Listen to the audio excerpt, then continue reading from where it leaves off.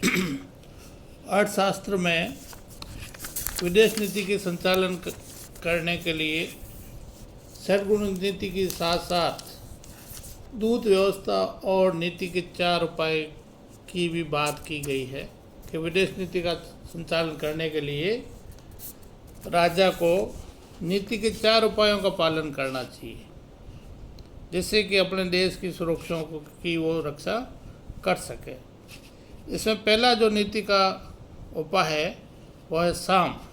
साम का मीनिंग होता है समझाना, यानी राजा सामने वाले राजा को समझाना कि अगर आप युद्ध करोगे तो हम दोनों देशों का नुकसान होगा, पब्लिक मारी जाएगी, आर्थिक हितों को नुकसान होगा या अन्य हमारे संबंध है वो खराब होंगे। इस तरह से उस राजा को समझाना कि आप युद्ध नहीं करें, बातचीत से किसी समस्या का समाधान शांतिपूर्ण तरीके से निपटा लिया जाए।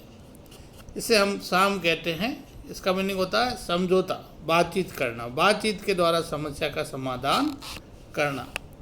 नीति के दूसरे उपाय में कौटिल्य बात करता है दाम। दाम का मीनिंग होता है धन दे करके किसी समस्या का समाधान करना। कोई हमारा शत्रु राष्ट्र नहीं मान रहा है तो उसको भूमि दान करके, द्रव्य दान करके, कन्या दान करके, या उसके कोई शत्रु हमारे संरक्षण में उनको दे करके हम समस्या का समाधान कर सकते हैं। और दाम के द्वारा उस राजा से जो इस हमारे राज्य पे होने वाले आक्रमण को रोका जा सकता है। तो इस तरह से जो आर्थिक दृष्टि से सहयोग करके, आर्थिक दृष्टि से उस राजा को कुछ दान दे करके हम जो समस्या का समाधान करते हैं उसके दाम कहा जाता है। तीसरा है भेद।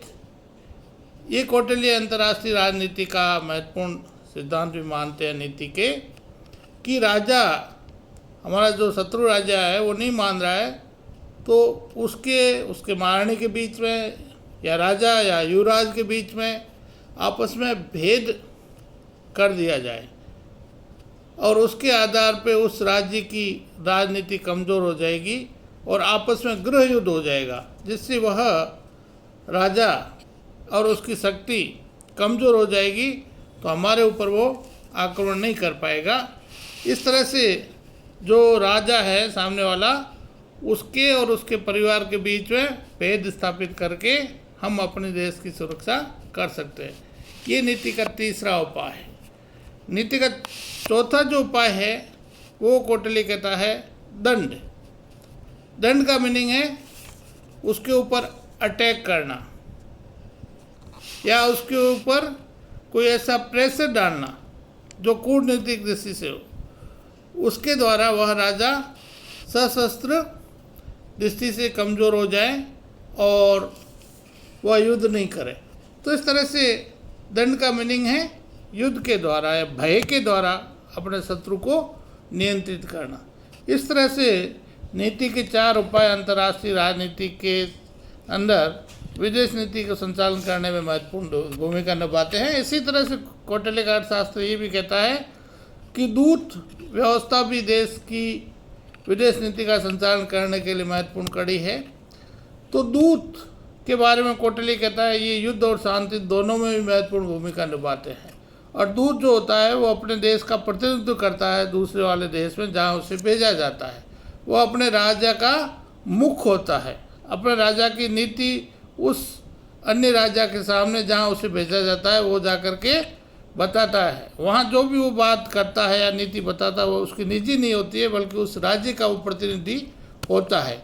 इसलिए दूत या राजदूत विदेश नीति के संचालन में महत्वपूर्ण भूमिका निभाते हैं। न केवल आज बल्कि प्राचीन समय में भी ये अपनी महत्वपूर्ण भूमिका निभाते थे। दूतों को क्या कार्य होने चाहिए इसके बारे में कहते हैं, दूत का महत्वपूर्ण काम होता है अपने देश का प्रतिनिधित्व करना, अपने देश के मित्रों की संख्या में वृद्धि करना, दूसरे जो राष्ट्र हैं उनको उनकी विदेश नीति ऐसी संचालित हो जो हमारे राष्ट्रीय हितों की सुरक्षा कर सके। तीसरा होता है उन देशों की भौगोलिक दशा और क्षेत्रफल का ज्ञान करना, ताकि अगर ज़रूरत पड़े और युद्ध होता है तो हमारे देश की सुरक्षा कैसे की जा सके। इसी तरह से वो ये भी पता करता है कि उस देश के अंदर क्या सिचुएशन है, राजा और जब प्रजा के बीच में कैसे संबंध है, राजा और युवराज के बीच में कैसे संबंध है।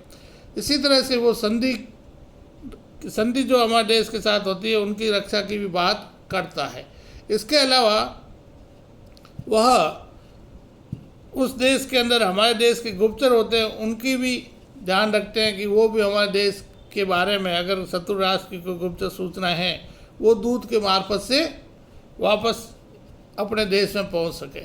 इस तरह से देश की विदेश नीति संचालन में नीति के 4 उपाय के साथ साथ दूतों की भी महत्वपूर्ण भूमिका होती है, और वर्तमान समय में भी इस नीति का पालन किया जाता है। हर देश के राजदूत अपने देश में होते हैं, अपने देश के राजदूत अन्य देश में होते हैं जो अपने देश का प्रतिनिधित्व करते हैं।